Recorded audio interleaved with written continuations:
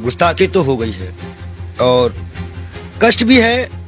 अभी कुछ दिन पहले यही भाजपा के लोगों ने शिवलिंग का बड़ा अपमान करवाया था। अब नबी के सामने गुस्ताखी है, थोड़ा नबी के बारे में जानकारी दे दूं मैं। आश्चर्य होगा इस भाजपा को कि एक आपको चिंता है? चिंता है, मेरे आंख बस रोया नहीं हूं, बस सब कुछ ये जान लीजिए। आंख से आंसू जो है दब गए हैं और दुख बहुत है। दुख क्यों? मैं ये जानना चाह रहा हूं, एक महंत भी तकलीफ में है। मैं आपको बता दूं, मैंने नबी को पढ़ा है, अल्लाह ने उनको महबूब कहा है। उनका दिल इतना साफ था कि एक बूढ़ी दादी जो है कूड़ा फेंकती थी और डेली उन पर कूड़ा फेंकती थी। एक दिन वो कूड़ा नहीं फेंकी। हमारे नबी ने उनका हालचाल इनके घर गए थे। उन्होंने कहा है कि अगर पड़ोसी भूखा है, वहां उन्होंने हिंदू मुसलमान नहीं बताया है कुरान में, आप कहीं भी देख लीजिए, नहीं है। कोई भी भूखा है तो आप खाना नहीं खा सकते। एक बार वो मक्का मदीना इस्लाम फैलाने गए, लोगों ने विरोध किया, पत्थर मारे, जूते तक में उनके खून, उनकी जूती जो थी उनपे भी खून आ गया था, भर गया था। इब्राहिम अलैहिस्सलाम जहन्नम की आग लेके उतरे थे, बोले थे मेरे प्यारे नबी है, मेरे प्यारे महबूब। वो इसलिए बोले थे कि अल्लाह उनको प्यारे नबी और महबूब करते थे। इस्लाम के लास्ट पैगंबर माने जाते हैं। उन्हीं की उम्मत जो है अल्लाह की बारगाह में जाएगी, सुनवाई होगी। 72 फिरके हैं इस्लाम में, उन्हीं की उम्मत जाएगी, वही बख्शाइश कराएंगे। अल्लाह ही जानता है मोहम्मद का मर्तबा, लेकिन ये सिर्फ इसलिए हो जाता है कि उस साहब लगाना जरूरी है, मोहम्मद साहब का मर्तबा। वो कोई एक सिंगल नाम भी उनका कोई नहीं लेता है तो दुख हो जाता है। इसी तरह हमारे अभी महाकाल का बड़ा अपमान हुआ, कोई पत्थर पे शिवलिंग बनाया, कष्ट होता है। मैं एक संत हूँ, राम और रहीम किसी भी कोई बदतमीजी करेगा, हम आंख निकालने का काम करेंगे। हम संत हैं। अब आया है, खून खौला है, अब लड़ाई करनी चाहिए धर्म के लिए। आज क्यों बीजेपी वालों ने बोला तो आज धर्म की लड़ाई नहीं होगी? आज भी तो आएगी ना धर्म। क्या कष्ट नहीं हो रहा है? ईरान ने कहा तो मान लिया, अरबी समझ में आ गई। हम भी तो इतने चिल्ला रहे थे कि फ्री चिल्ली को निकालो। मैं दिल से माफ नहीं कर पाऊंगा। बयान है नरेंद्र मोदी का सौती प्रज्ञा के लिए। नबी को जानते हैं ये, नबी के बारे में और सुनिए। वो एक दिन गुजर रहे थे, शराब कोई बहुत इस्लाम में बहुत पुराने से हराम नहीं थी।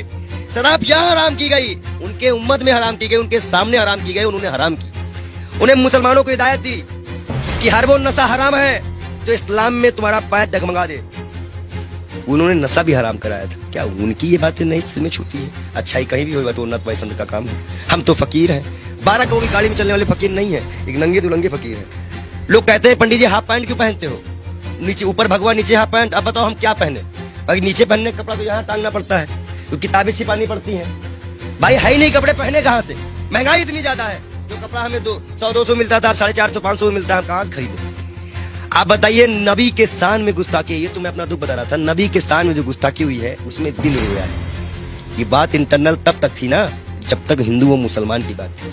जब बात नबी और इस्लाम पे आएगी ना, तो जितने उनको मानने वाले हैं वो सारी कंट्रियां बोलेंगे, आपको जवाब देना पड़ेगा। ईरान का जवाब आ चुका है, आश्वासन दिया है भारत ने कि ऐसी कार्रवाई करेंगी, दुनिया सबक लेगी। इकलाक पहलू खा की माँ को क्या जवाब देंगे? नजीब की माँ को क्या जवाब देंगे? उस जिसका हाथ कटा था उसके मकान की क्या जिम्मेदारी देंगे? क्या सरकार उनको मुआवजा देगी? कानपुर में सरकार से आप काफी आक्रोश थे। आपके सवाल पे आते हैं। आप ये बताइए, आप सरकार से ठीक है आक्रोश में, लेकिन विदेश मंत्रालय का एक बयान ये आया, उन्होंने कहा कि ये जो बयान नुपुर शर्मा ने दिया ये किसी सरकार का बयान नहीं, इंडिविजुअल है। मैं बता दूं, भाजपा के प्रवक्ता है, भारत माफी नहीं मांगेगा। जेपी नड्डा इस्तीफे के साथ एक पत्र लिखे देश के प्रधानमंत्री को। बहुत बड़ा इशू है, मुसलमानिक इशू है, इस्लामिक इशू है। उसके बाद वो पत्र एक्सेप्ट करे और जाके विदेश मंत्रालय द्वारा अजय डोभाल के द्वारा वहां पहुंचाए कि इस पार्टी ने माफी मांगी है कि आगे से ऐसे प्रॉफिट मोहम्मद के खिलाफ कुछ हम नहीं बोलेंगे। और कोई भी, और जितने लोगों का नाम आया है, इनको कभी ना टिकट दिया जाए, ना पद दिया जाए, और इनको जेल में डाला जाए। कर सकेगी भाजपा सरकार, बुलडोजर चल सकेगा। 38 नेताओं की लिस्ट में नाम आ गई, उन पे तो कार्रवाई करना बीजेपी का क्या चाह रही है? जेल गए। देखो एक चीज बता दे, तुम जो माइक लगा के आते हो, इतना अच्छा तुमको हमने नबी के बारे में बताया, फिर भी तुमको लगता है ये किसी को नहीं मानते। इलाहाबाद के सारे टेंडर मुसलमानों के नाम पे हैं, सारे मुसलमान लोग पाए, जाके चेक करवा लो। आप हमें समझ में नहीं रहा, आप एक महंत हैं, नरसिंहानंद भी एक महंत है, वो तो नुपुर शर्मा के खुलेआम सपोर्ट में आ गए हैं क्योंकि हम हैं पूरे साथ। देखिए, दलालों की बात मत किया करिए। अभी पैसे के मामले में फंसा है बेशर्म, उसको तो हम बेशर्म कहते हैं। जो इस्लाम से किसी व्यक्ति को पैसे का लालच देकर हिंदू धर्म में शामिल करवाता है, हजारों करोड़ का घोटाला करता है, और उसके बाद उसी के लोग उसको चोर डकैत कहते हैं। एक सिस्टर है, संत है, उन्होंने कहा कि मैं मीडिया मैनेज की गई थी, मीडिया मैनेज की गई थी। लगाओ जांच, कौन सी मीडिया मैनेज की गई थी? मतलब मीडिया मैनेज होती है, ये उनके संत ने बताया। और सबसे महत्वपूर्ण बात, नबी के खिलाफ एक भी शब्द बर्दाश्त नहीं किया जाएगा। हम ये शर्त भी अपना गर्दन कटवा देंगे। अगर हम शिव के लिए कटवाएंगे तो हम नबी के लिए भी कटवाने को तैयार हैं। नबी के इतना ये कैसे आप हो गए? अरे भाई मैं इस्लाम फॉलो करता हूँ, मेरे पास कुरान है। अब कुरान में नबी का बढ़िया जिक्र है। अल्लाह ने बताया है मूसा अलैहिस्सलाम यहूदियों के पैगंबर, ईसा अलैहिस्सलाम ईसाइयों के पैगंबर, हजरत मोहम्मद साहब इस उम्मत के लिए।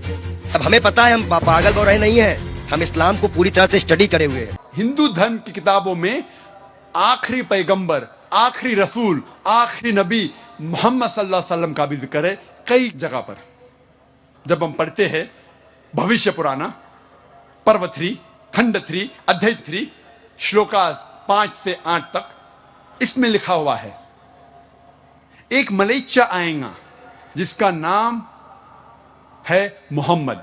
वो अपने साथियों के साथ आएगा मरुस्थल से, और राजा भोज इज्जत से उसका इस्तकबाल करेंगे और पंचगर्भ में उसको नहलाएंगे और कहेंगे तू है रहमत वाला इस दुनिया का। और एक फौज इकट्ठा की है शैतान से झगड़ने के लिए, और तेरी हिफाजत भगवान करेंगे। ये भविष्यवाणी कि जब तहकीक करते हैं पता लगता है, इसमें कहा गया है एक मलेच्चा आएगा। मलेच्चा के माने परदेसी, फॉरेनर। मोहम्मद सल्लल्लाहु अलैहि वसल्लम परदेसी है, हिंदुस्तानी नहीं है। उसका नाम है मोहम्मद सल्लल्लाहु अलैहि वसल्लम। वो आएगा अपने साथियों के साथ। हम जानते हैं मोहम्मद सल्लल्लाहु अलैहि वसल्लम के कई सहाबा थे। वो आएगा मरुस्थल से। मरुस्थल संस्कृत में कहते हैं डेजर्ट को, रेगिस्तान को, और मोहम्मद सल्लल्लाहु अलैहि वसल्लम रेगिस्तान से आए थे। और राजा भोज उसका इस्तेमाल करते हैं, इज्जत देते हैं और कहते हैं कि एक फौज इकट्ठा की इस ऋषि ने बुराई को रोकने के लिए।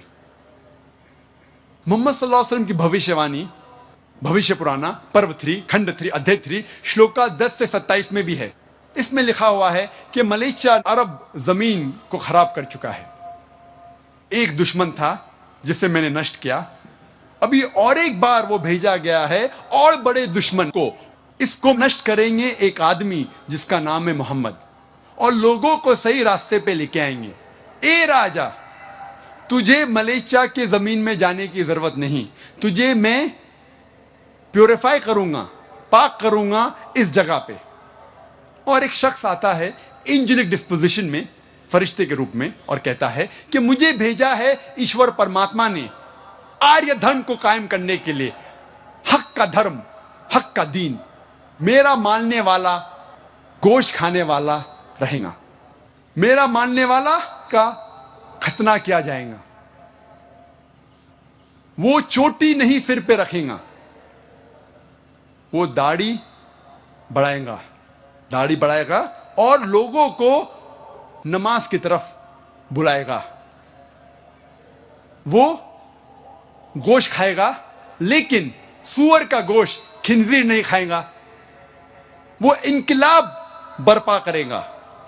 वो घास फूस से पाक नहीं होगा, लेकिन हक के लिए मैदान जंग में लड़ेगा और पाक होगा।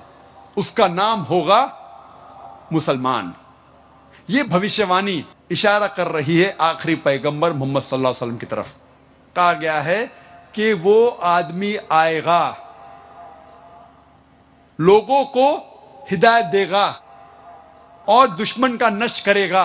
उसका नाम होगा मोहम्मद सल्लल्लाहु अलैहि वसल्लम। उसका मानने वाला होगा जिसकी खतना हो चुकी है। वो चोटी नहीं उगाएगा अपने सिर पर, दाढ़ी बढ़ाएगा, इनकलाब बर्पा करेगा, लोग को नमाज सलाह की तरफ बुलाएगा, जिसे कहते हैं आदान। वो इनकलाब बर्पा करेगा, गोश्त खाएगा, लेकिन खिंजीर सूअर का गोश्त नहीं खाएगा। वो पाक नहीं होगा घास और फूस से, लेकिन हक के लिए मैदान जंग में लड़कर पाक होगा। उसका नाम होगा मुसलमान। ये सारी बातें लिखी हुई है भविष्य पुराना में।